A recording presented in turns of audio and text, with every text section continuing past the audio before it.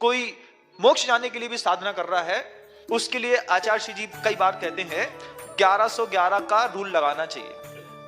11-11 के रूल चलते हैं लाइफस्टाइल में। ये 11-11 का रूल क्या है? आपने पढ़ाई शुरू की, आपने अपना बिजनेस शुरू किया नया, आपने साधना शुरू करी नई। अब 1111 दिन तक ये मत सोचो कि इस साधना से, इस व्यवसाय से, इस पढ़ाई से मुझे कुछ मिलेगा।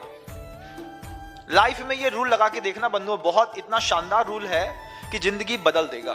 11-11 का रूल कहलाता है। 11-11 का रूल क्या है कि 1111 दिन तक मतलब 3 साल तक बिजनेस से ये मत सोचो कभी कुछ मुनाफा होगा।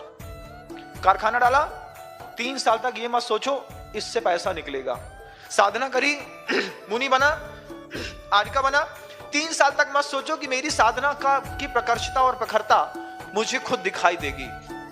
CACS कर रहा है, 3 साल तक कुछ मत सोचो कि इसका रिजल्ट अच्छा आएगा। सिर्फ पढ़ो, सिर्फ करो। 11-11 का रूल लगाओ मात्र, और 1111 दिन तक किसी भी पुरुषार्थ में पलटो मत। किसी भी पुरुषार्थ करने में अपने आप में उससे किसी चीज की अपेक्षा मत रखो। 1112वां दिन आएगा और जिंदगी भर के लिए वो तुम्हारी साधना तुम्हें धन धान्य से भरने लगेगी। लेकिन हमारी आदत कैसी है? हमारी आदत व्हाट्सएप की लाइव जैसी हो गई है। आप मोबाइल खोल लो, एक चीज ऑन कर लो, एक चीज ऑन करते हो, 3 मिनट सुनते हो, और 3 मिनट सुने, अरे यार इसमें कोई दम नहीं है, दूसरा लगा दिया। उसको भी तुमने 4 मिनट सुना, इसमें भी मजा नहीं आ रहा, नीचे वाला ऐड बहुत अच्छा दिख रहा है, इसको चालू कर दिया। ऐसा करते करते जिंदगी के कितने 1.5 घंटे, 2 घंटे, 2.5 घंटे रात के, दिन के, दोपहर के बर्बाद करते हो। 2 घंटे एक प्रवचन सुना होता तो 2 लाइन की बातें जिंदगी बदल देती। लेकिन 3-3 मिनट दुनिया भर के हर काम किए, हर चीज में मास्टर बनने की कोशिश करी, और अंत में गधा बन करके बाहर निकले। क्या हुआ? दुनिया से, हमारे यहां से 2 घंटे का टाइम कल भी चला गया था, 2 घंटे का टाइम आज भी चला गया, और 2 घंटे का टाइम कल भी चला जाएगा। आज सुन रहे हो, अभी भी यही करोगे, 2 घंटे बाद भी 2 घंटे का टाइम चला जाएगा। समय की कीमत नहीं पता, साधना की कीमत नहीं पता। कि आचार्य ने कहा 11-11 का रूल, 1111 दिन तक पढ़ाई के अलावा कुछ नहीं, 1111 दिन तक बिजनेस के अलावा कुछ नहीं, 1111 दिन तक साधना के अलावा कुछ नहीं। समय तो दो, समय नहीं देंगे। हर 5 मिनट में अंगूठे के जैसे दिमाग की मानसिकता और विचार बदलेंगे। 3 महीने किराने की दुकान खोली, इसमें मुनाफा नहीं हो रहा, कपड़ा की खोल लेते हैं, कपड़ा की खोल लो। कपड़ा की 4 महीने खोली, सीजन नहीं चला, समझ में नहीं आ रहा, एक रिडक्शन सेल लगा देते हैं, पूरे कपड़े की दुकान बेच डाली, पूरी की पूरी किराने की दुकान बेच डाली। अब क्या करें यार? जोशी को दिखाया था, वो कहता था कि लोहे का धंधा अच्छा रहता, लोहा का करके देखते हैं। अगले 3 महीने बाद लोहे का धंधा डाल दिया। फिर लोहा का, जैसे तुमने लोहा खरीदा, लोहा 50 रुपए था, तुम्हारे खरीदने के बाद 42 रुपए हो गया। फिर माथा कूटा, फिर महाराज के पास गए, महाराज कुछ उपाय बताओ।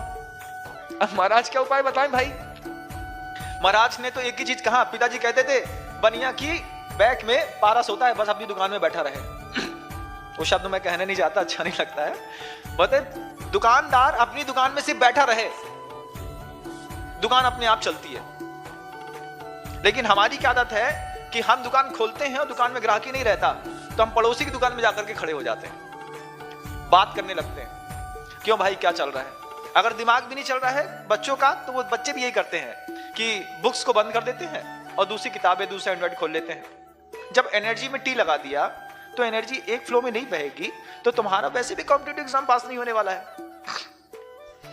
सबसे पहले स्थिरता ले आओ कि मुझे एक काम एक तरीके से करना है, और ये स्थिरता नहीं है, इसी का नाम स्खलन है। और आचार्य यहां पर कहते हैं, साधना स्खलित जीवन में अनर्थ के सिवा और क्या घटेगा। तुमने साधना की ही नहीं, 1111 दिन की भी साधना कर लेते तो कहीं भी बैठ जाते, वहीं से पैसा निकलना शुरू हो जाता, वहीं से साधना का रंग दिखना शुरू हो जाता, वहीं से पढ़ाई में तुम ऊपर उठना शुरू हो जाते।